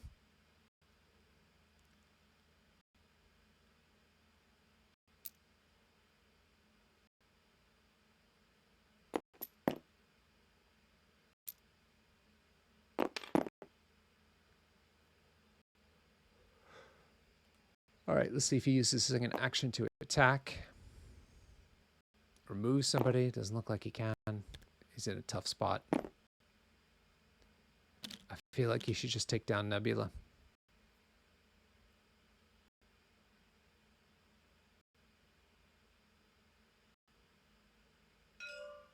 Nope, he's going after Thanos again. He's using like a spender, it seems like. I shall him spend a bunch of power. Let's see what he does. See the dice gods say yes. No, they do not at all. Lukas did not sacrifice properly. He's been streaming too much. The gods were offended at his hubris. You stream too much. You need to be put into your place. But please don't stop streaming. Yeah. Defy the gods, Lukas. Yes. We enjoy that content. Well, that's sweet, sweet content. All right, look at this Thanos tit for tat. So Ultron is moving. It's a push, I guess. So he's only moved Thanos. It's encephalo beam. Yeah, but is it a push, not a play? It's an advance. It is an advance. Okay. Nonetheless, he's decided to just leave him there onto the point, probably to try to get him incinerated, and that's the end of Thanos's end of Ultron's activation. That leaves Bullseye, Red Skull, and Zemo still to go. Yikes. Right. As Joe Mangy rightfully points out in the chat, race was played indicating that Thanos was actually thrown into Nebula as a result of the spender. But here comes Zemo! Here comes Zemo to save the day. Take Beta Ray Will's life away. Yeah. Kill Bill. He's going to kill Bill. Yeah. Nice one, Matt Alex. All right, so this is going to be a big... So this is going to... Yeah. 7 hits. This is going to be the 9 oh, die, no! all rerolls. He's got all rerolls. That's That's 4 hits, including a crit, Norbert. There goes. There are the rerolls. Oh No. God. Yeah. So it's 4 or 5 hits so far. This 4, 5, 6, 7. 7. He turns bad rolls into good ones. Yeah, he gets all the badness out of the way. Yeah. And now he's got another attack. Wonder who he's gonna attack. Oh God. Just Steel Rush, kill the Ultron grunts, and move to a slightly safer place.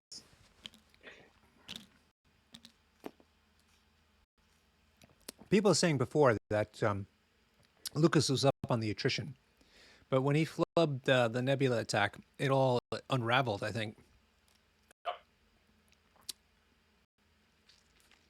Even people are feeling bad for Lukas, even though he's the Hellfire Club player.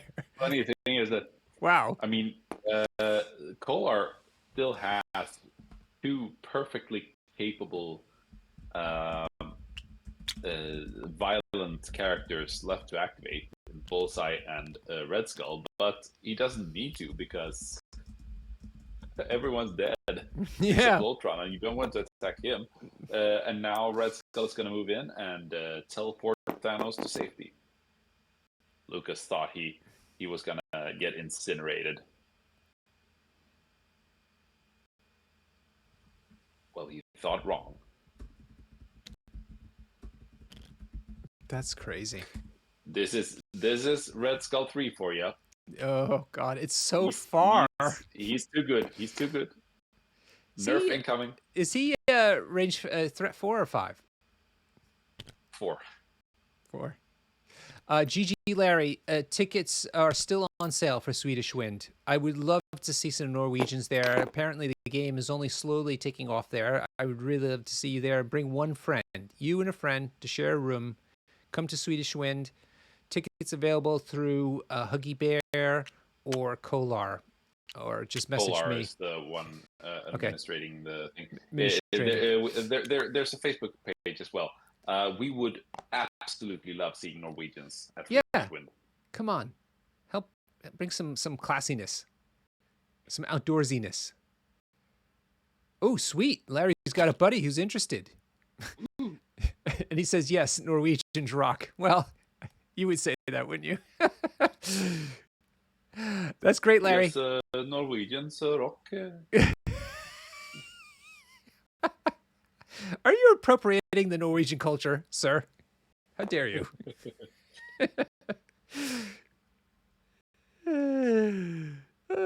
That's great, Larry. Make it happen. Let us know what we can do to make it easy for you to come. You can experience slightly cheaper beer than what you're used to. I remember when we went to Oslo, Norbert. Yeah. That was a great time. Yeah, when we went to the War Machine tournaments there, right? Exactly. Yeah, the hotel was really nice and very easy to get to. It was great. Yep. Although I remember once going with Pat Dunford, and it had snowed like it does. And so me and Pat were literally dragging our suitcases through like snowdrifts as we went from the train station to the hotel or the venue. Yeah, it was funny. So 10-3 lead to Kollar. This looks bad for Lukas. Yeah. He's gonna have to find a big activation. I mean, it's not out of the cards for him to double KO Steam and Nebula, which definitely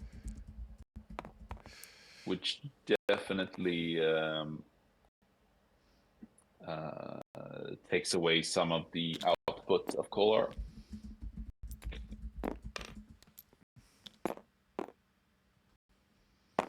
Did he finally take out Nebula? For the love of God. Hooray. The drones did the dirty on Nebula. Steamo not looking so hot either. It's the grunts. They're finally coming into the this. Grunts. This always happens this way. Shadowland Daredevils, my Shadowland Daredevil is notorious. The grunts constantly showed him how it's done. Give me 4 dice attacks any day of the week.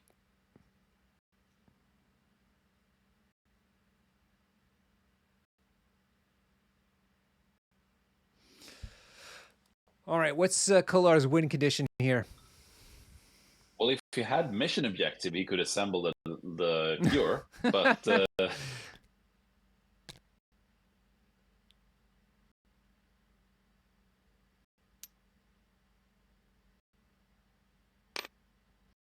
all right. Ultron is trying to throw something, but it doesn't look like he's in range. no. Nope. Probably wanted to throw the forklift into Red Skull and then following up with an attack. Yeah.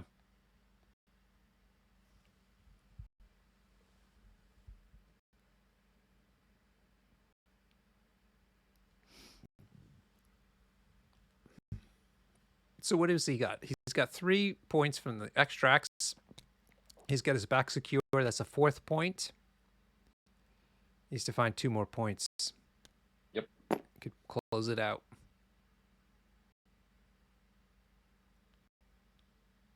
He could get it off those secures, theoretically. But he needs to score every secure on the table right now. Not easy.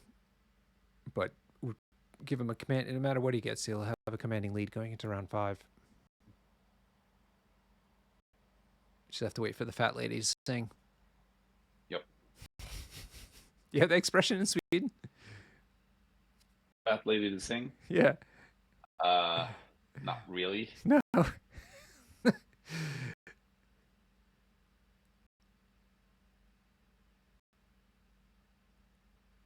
Oh, that's just cruel, Patrick. Patrick PHP Chrono saying doesn't look good for Lucas's 2nd place finish this season.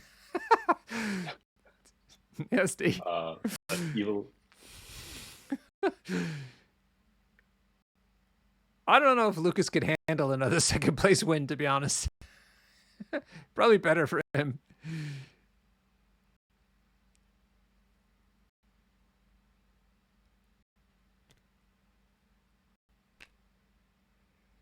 Lucas being very careful about this throw. Yeah. But I don't think he's got room on anybody. No. If he can't get to, who is this? Red Skull. Looking desperately for the throw angle, but it's just out of reach. Just not good. It's that slow. Completely screwed him. It was really good on the spender. It's the spender that gives you a slow. Yep. Yeah. So feels like looks like he's just attacking. Yeah. Okay. It's attacking. Let's see if he gets favored by the dice gods. No, they've been very middling. Very middling. That's actually only 1 damage because of cover.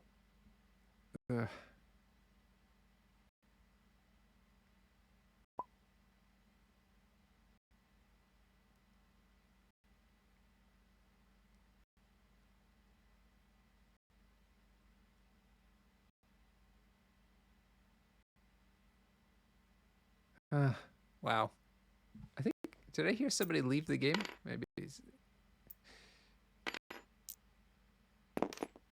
Whoa, what's going on? Maybe.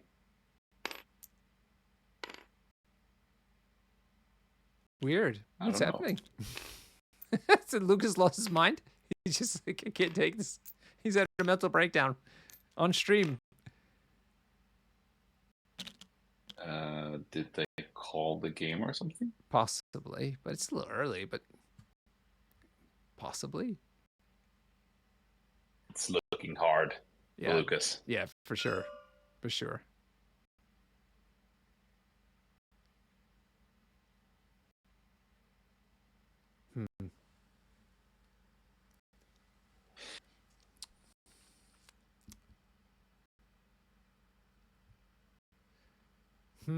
They haven't messaged me yet, so not sure.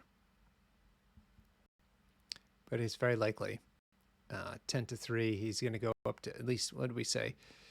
Well, I mean, Lukas still has a lot of characters to go, so it's hard to say exactly. But well, he's only got 2 characters. Beta Ray Bill was for some reason put back onto the table, but he's KO'd, so yep. it was only Captain Marvel and Emma. And then Thanos goes. Thanos can go next and just get. Yeah. No, he couldn't get both of them out of the way because Emma would shield mine. But people are suggesting that Red Skull and Bullseye just need to run away. Yeah, it makes perfect sense. They're not abandoning enough points. Right. Let me. Oh yeah, here's Kollar messaging me. Hang on. Okay. Yeah, he's conceded. Let us do the wrap up. Then we are coming. Okay, so wrap up thoughts. This is our new process, as you know, Huggy Bear. What are your thoughts about the game? I think that the missed days or the missed KO on Nebula was obviously very, very impactful. It's hard to tell how that snowballed. It obviously made the game get decided way faster than it could otherwise have been. I would not say it's game deciding, but it's definitely impactful. Not picking up extracts is interesting. Not sure what was the general game plan of Lukas there. I mean, Demons is obviously really, really bad for Hellfire Club, but he obviously had a plan for it with Captain Marvel 1. And Legacy was his extract, so it would be interesting to hear his thoughts about what was his idea behind bringing that extract in a situation like this.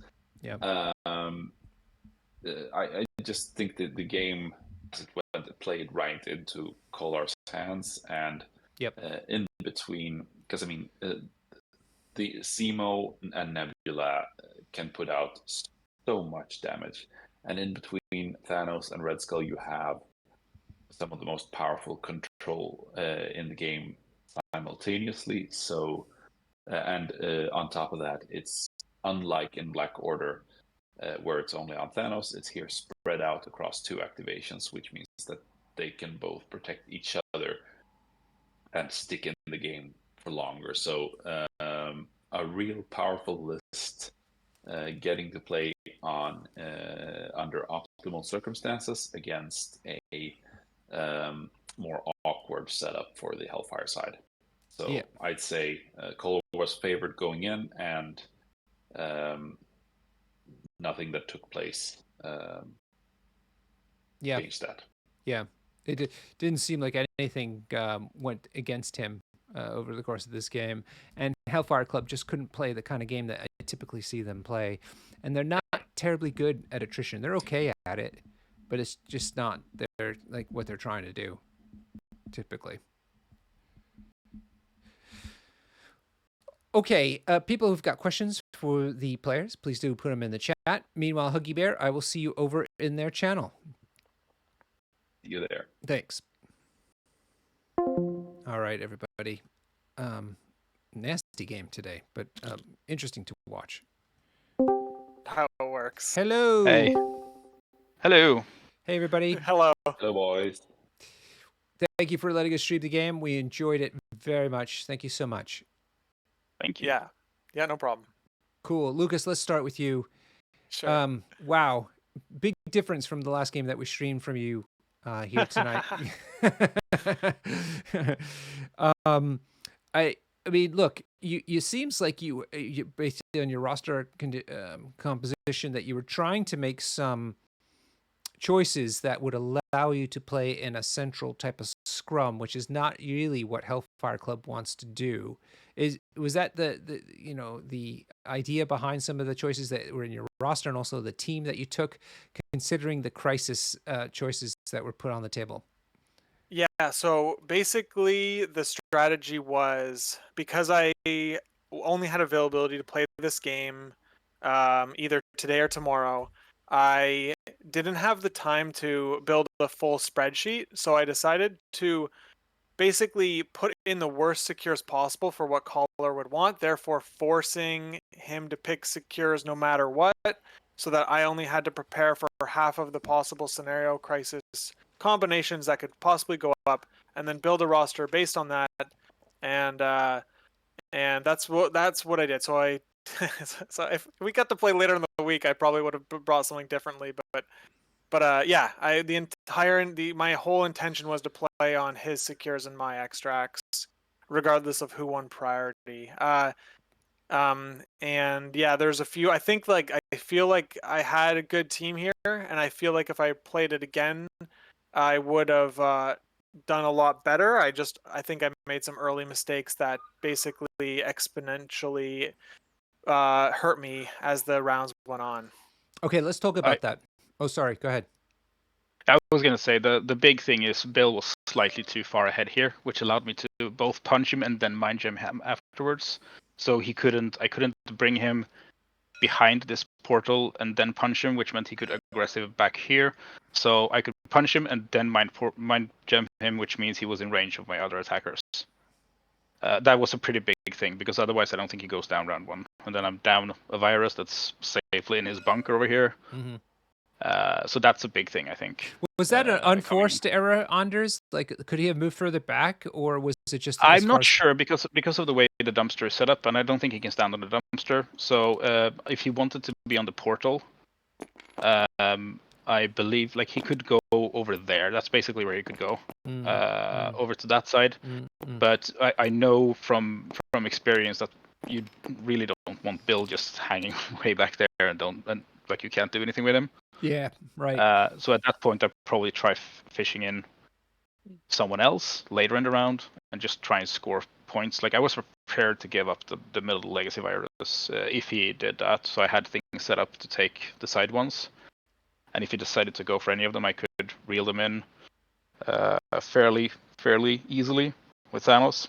Mm-hmm. And I mean, I was hoping when he picked his extracts, I think I got the secure I wanted, because Demons is rough to stand on, and then we only have 6 points, and the Hellfire Club leadership means he needs to stand on something or hold something, right. Otherwise he can't benefit. And he brought 2 incinerating min models, but it's still rough. Ultron took a bunch of damage and lost power, which is really hard for him. So yeah, it was a rough combination for him. I think it was probably his worst. Yeah, for sure. But having said that, Lukas, why did you leave some of the extracts available when they're so useful to you for your leadership?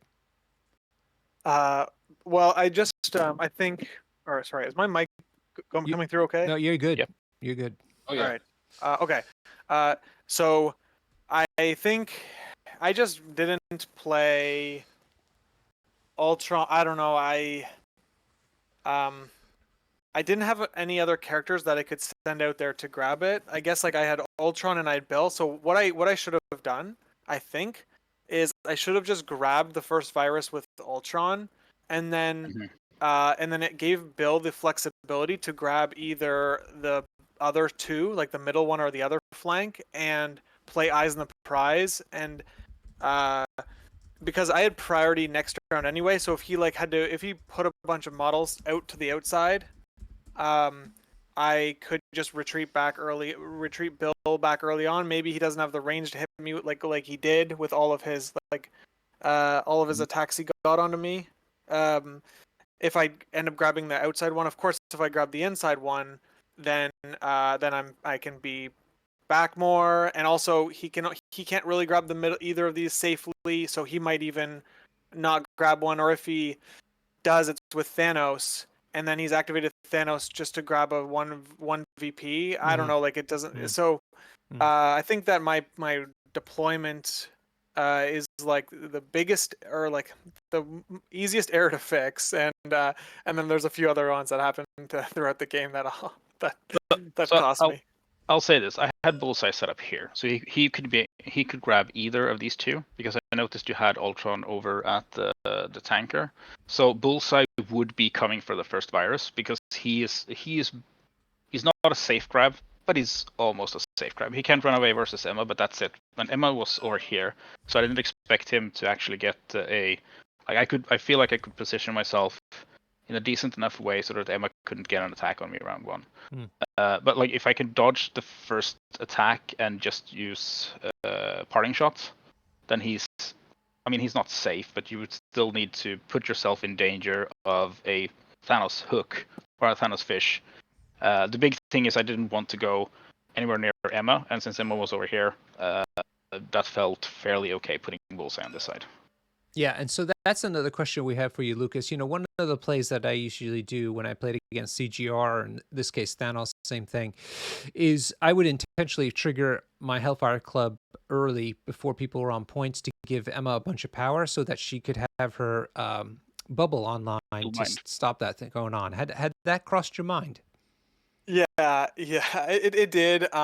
He just activated Thanos like immediately, right? He basically just saw my positioning mistake, and instead of waiting for that to happen, because it was inevitably going to happen with the drones, he saw it and he saw his opening, and he was able to capture it. But yeah, I mean, that was on my mind. I just hadn't thought it all through yet. So he caught me in that spot. Yeah, I think and the main thing is as well, because if I move anyone else up, Emma basically gets a free attack, and once Emma gets a free attack, she only needs to generate 1 power, and then she has Shield Mind online, and she doesn't even need to use the leadership. So I just realized I need to use Thanos now if I want to hook Bill, and I don't want to be attacking anyone that doesn't have an extract. So Bill it is. That's I mean, it sucks to attack him, but you need to do it. I will say I actually considered playing 4 wide with Mystique instead, just playing a threat down simply because she's so good at killing Bill. But I went against it, and I think that actually served me pretty well in the end. Yeah, I mean, it seems like the attrition output was just too much for Hellfire Club to manage, especially because they were having some trouble being on points or holding extracts to help trigger the leadership healing ability. I will say this though, the Red Skull is the sort of the glue that keeps all of this together. Like his double grab of the virus is actually the move that won me the game here. Yeah. Because he could steal power from Zemo, and that means I basically gave up Zemo's output that turn because he had no power left. I figured you would attack him because he was in a pretty vulnerable position, but being able to put Red Skull over on the side here with 2 viruses, you would need to just dive him hard with everything to be able to get them back, and then if he gets power, he just walks, teleports, and then you're still in a good position. So it's his ability to steal power just meant I could secure the scenario advantage. Yeah, for sure. But what about Nebula surviving? Do you felt that was less of a pivotal moment for you compared to Red Skull? Let's see, which attack was it? Was it the Emma attack? Emma went first in round 3 to do that. Yeah, so her failing the spender was really big. If he hits a wild in one of those attacks, she dies. Right. Or if he rolls 1 more, she dies. The wild could have thrown there's so many things that could happen there, and if she doesn't die, if she dies, we have a rougher turn 2. But I still have the points that are scored, the models are scoring me points are back here. Red Skull made 2 attacks the entire game. Bullseye made 0. Yeah. Right. So I think this is one of the sort of the key things here is your models are so deadly they can't be ignored, but you make sure to not put anything valuable on them. So Nebula can't even score. So any attack going into Nebula is not an attack going into one of your scoring models. And then you're in this really rough spot of it never feels good to use an expensive model to attack Nebula, who's 2 threats, but she basically one-shot a 4 threat. It's... Yeah, didn't she take down Captain Marvel into binary form? Yeah, she took down Okoye and Captain Marvel. Yeah, Yeah, I mean, admittedly, she rolled pretty damn well, but I mean, that's that's the thing with the Red Skull leadership, because it fixes your skulls for you. Like it's turning the worst result you can have in the game into 1.5 hits, and if you have reroll any, it's roughly 75 hits. Like that's an insane fix. It's worse than Guardians. Yeah. Well, Lukas, what other thoughts do you have about how you played? What could you take away from this game to help people understand? I don't know. I can probably play more than 5 games of Hellfire and before you run it in the finals. I don't know. Like fuck. Yeah, I don't know. Ask your friends for advice on how to play games, because basically, I'm playing Hellfire, right? I'm like the pawn.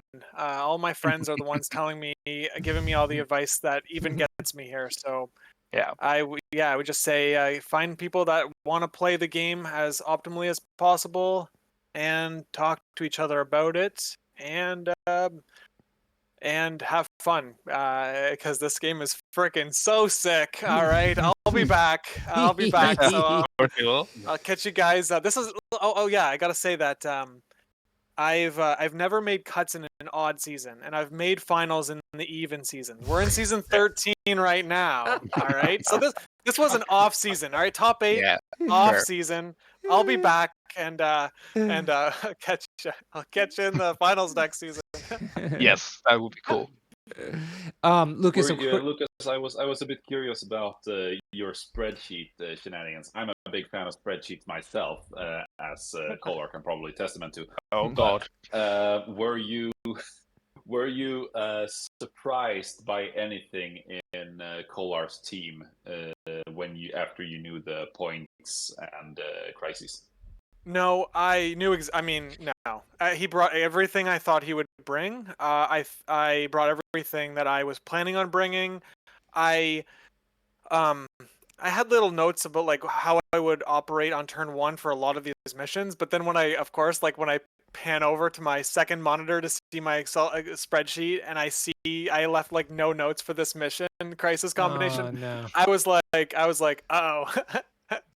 I don't have a plan here. I'm gonna have to just like improvise on the fly. I will say this: I was contemplating running this team, which is 7 wide Red Skull Cabal, that I have marked on the map now. That was like my hang up, because that allows me to score the flaming portals way more reliable. And I felt just being able to have, but in the end, it's way more dicey. You don't have enough control. You don't have enough consistency. So I went with the OG plan, so to speak. Yeah, I think it's. I think your list, the character, like this whole thing. I mean, look at how you piloted it, especially with that control that Red Skull had. It was. It was terrifying to think about how to try to beat it, and it was terrifying to play against. So. Thank you. So yeah, it was. I will say that the shield mind bubble that you set up around your like 4th home point here was insanely annoying to deal with as Thanos. So that was really good. I mean, it was just the only reason I was able to break it was because you had to go out of it a bit to attack, because I had the viruses. Yeah, if So I think it was turn 1 really kind of got like put me on snowball. It was a snowball game. So it is what it is. I had fun. So yeah, I did as well. You're a great opponent. So yeah, you too. It was fun to watch, guys. So thank you so much. And Lukas, have a great time at Adepticon. Yeah, good luck, man. Yeah, thank you. And anyone who's watching, if you see me there, please say hi, because you've probably seen my face, but I haven't seen yours. So yeah, that'll be cool. All right. Huggy Bear, any last questions for the players or comments? I was a bit curious about Anders's activation orders. It felt at several times that you were sort of had an abundance of choices of good activations at hand. both Nebula and Simo, sometimes even Thanos. Did you, like, game plan wise, did you go back and forth between trying to chase points or chase kills, or did you stick to the same plan throughout? I mean, I started out chasing the kill, but I knew I was like, I realized pretty quickly that I needed to turn this into a "you need to come into me" game, because this defensive bubble is too tough to crack in general. So I needed to like put pressure on Lukas to be proactive, which meant I needed to score points. And this is like I'm using the extreme threat ranges and the control I have to be able to score points while forcing what is essentially bad activations, which, like, the scoring part is very much a part of the attrition plan, so to speak. It's forcing the behavior of the opponent into something that is less than optimal in general, because like Hellfire Club, we know Hellfire Club wants to grab the points, turtle up, displace you, and score out. So I believe if you can put your opponent on your game plan rather than the game plan they want to do, it really helps you, and you can use the supreme attrition that this list provides to be able to set up that scenario, I feel. Yep, makes a ton of sense. All right, very good, gentlemen. Thank you again so much for letting us stream. Thank you. It was good to have you. Thank you, everybody, for watching. It was great to have everybody in the chat enjoying the stream along with us. And thank you to you, Huggy Bear, for staying up late on a Monday night and joining us. Thank you, Norbert. Always a pleasure. Good to have everybody here. We hope to see you tomorrow when we're streaming the Deaton versus Dunford game at 7:30 GMT time. And it's going to be another great qualifier. So from season 13 quarterfinals, this is Dr. Norbert signing off. Thanks, everybody, for watching.